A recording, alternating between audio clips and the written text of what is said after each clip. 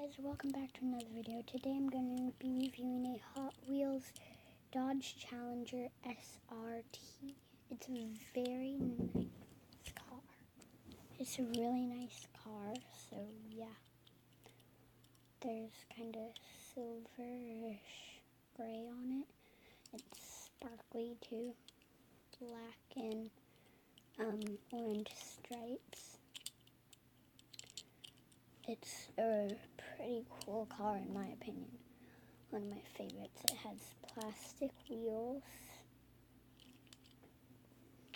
And yeah, there's the bumper, of course. Then the back doesn't have lights though. Other than like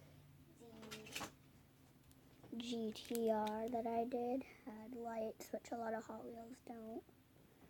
So yeah, that has lights. This doesn't. It's plastic wheels. You can barely see, but the back wheels are bigger than the front wheels. There's a little logo. It's a Mopar, I think is what it says.